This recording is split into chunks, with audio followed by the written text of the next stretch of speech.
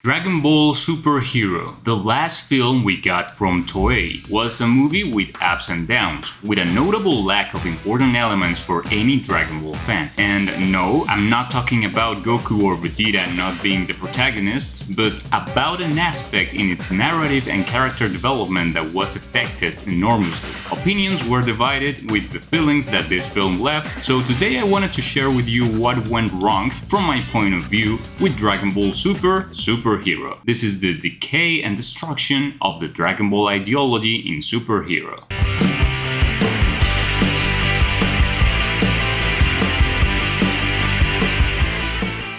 It's important to make it very clear that this video was not made with the purpose of spreading hate or simply destructively criticizing the work of superhero. It's a thought that I have kept in my mind since I saw the movie, and it collided very strongly with many of the concepts I have of what Dragon Ball means as such, and up to this point I decided to share with you guys. Just as for many of you, Dragon Ball is a fundamental part of my life. I can even say that it has put food on my table indirectly, which is why it hurts me to see that it has fallen into practices of this kind, which I will comment on. This review will be closely related to the character of Gohan and his evolution, being one of the protagonists of the movie, and to understand why the story and conflict structure that Dragon Ball Super Hero has is disappointing, we must understand the character of Gohan more in depth.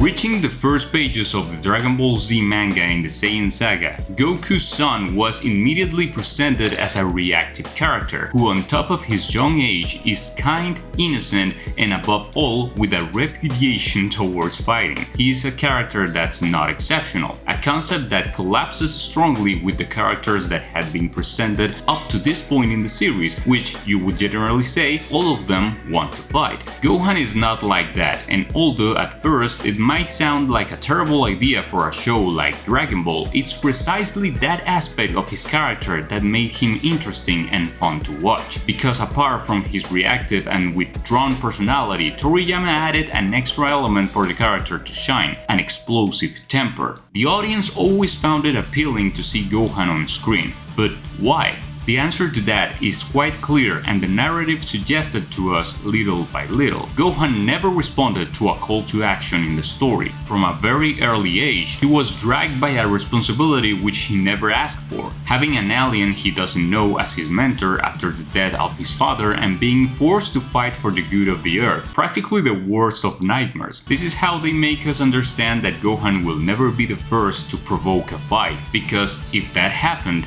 he would lose his essence as a reactive character. And it's fun to watch because the bigger and more threatening that figure or antagonistic force that is forcing him to fight looks, the more spectacular and satisfying it is for the spectator to see how that individual is finally knocked down thanks to the little Saiyan's explosion of rage. As the famous phrase goes, the brave man laughs until the coward wants to. Moments like this are highlighted an incredible number of times through the show, and although Gohan always remained firm in his philosophy of not wanting to fight, little by little, thanks to the circumstances surrounding him, he began to develop a temper and a sense of justice. Expectation that was reached its maximum point in the Cell saga, knowing that it's not wrong to fight against an opposite ideal to serve a much greater good. If you have the power and the possibility to do good, then you should do it. This is when Gohan reaches the respective climax of his character arc, or at least the one that Toriyama always wanted for him. Now, why did all this stand out? What does it have to do with superhero? We'll get to that, don't worry. It turns out that series like Dragon Ball are popular and work so well because they are based on a simple factor called progress through effort, and this is one of the main reasons why characters like Gohan lost narrative weight and screen time after the end of his character arc in the climax of the Cell saga. This clash of different ideals for the character becomes much more present when Gohan had always been represented practically in a physical and figurative way in his character development from the Saiyan saga to the Cell saga as the living representation of progress through effort. That's why when he receives his power up in the Buu saga, in addition to the fact that in the end it doesn't serve any purpose to the story, it makes it feel forced endorsed. It doesn't work. K.M. Violet, a talented writer, has spoken about what happens to characters who begin to experience a change, and I quote, "Particularly if your character is going through an arc of change, they are also going to clash and have trouble understanding many of their own motives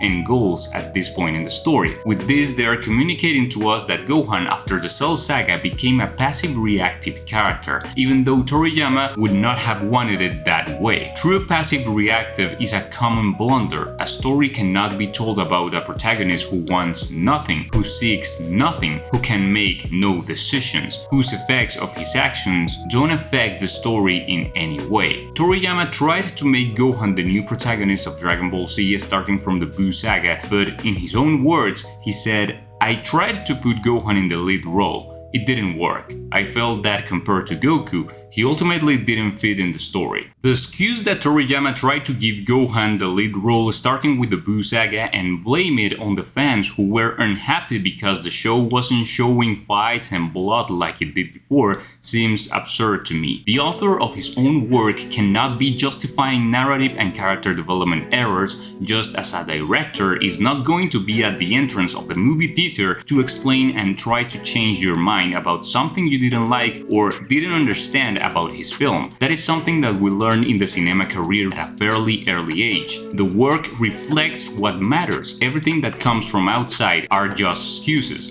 A good story must be able to sustain itself with quality, structure, and rhythm. And it's for this very reason that the character of Gohan has only been going into decline over the last few years until Dragon Ball Super Hero came along. Why do I think this movie ended up destroying the ideology of Dragon Ball? Because in trying to bring back some of the fans' favorite characters who had been in the shadow of the others for a long time, like Goku and Vegeta, they ended up leaving aside what makes Dragon Ball memorable and relatable. You guessed it, right?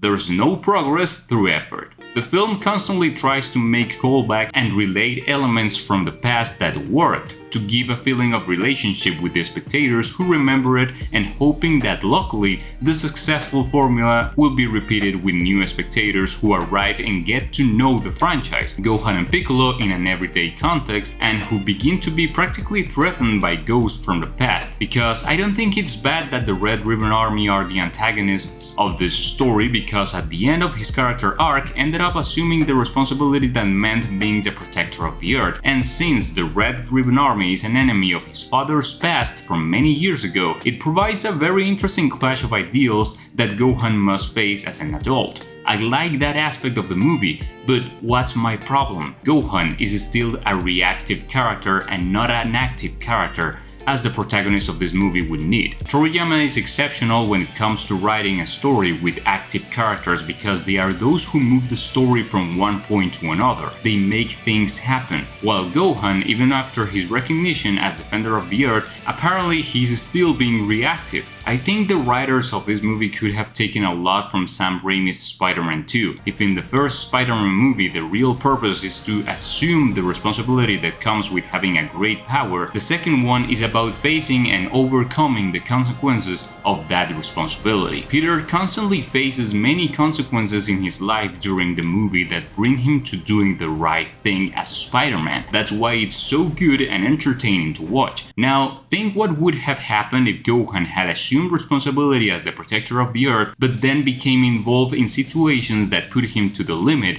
when it comes to carrying that weight on his shoulders. It's not even like he's assumed responsibility. Even though the Earth has been at peace for so long, Gohan didn't train at all during those 7 years, and when the moments of truth come, he sees him overcome, and most possibly due to his lack of commitment. Even though in Super Hero his sense of belonging and fatherhood with Pan make him move the story with his actions, he is almost always shown throughout the entire film as someone who has forgotten everything he learned in his character arc development. He's careless, distracted, and even irresponsible. And what happens at the end? Suddenly his power emerges thanks to the sacrifice suffered by Piccolo in the final battle. Another poor recreation and lacking in feeling behind that real powerful moment that had been built through many chapters in the Saiyan saga. That is why here, this moment does work. Here, it's just a trigger for Gohan to acquire more power and end the conflict. There is no effort, there is no lesson to learn. Everything was resolved in no time, and they have a lot of courage to do that, taking into account that the final villain was a pale reincarnation of Cell, the villain who witnessed Gohan's climax as a character. Leaving aside the movie's excellent animation, its soundtrack, fight choreography and design, the narrative in Super Hero was handled awfully, because they forgot what Dragon Ball means. They forgot that behind all those hits, flashes of light and transformations,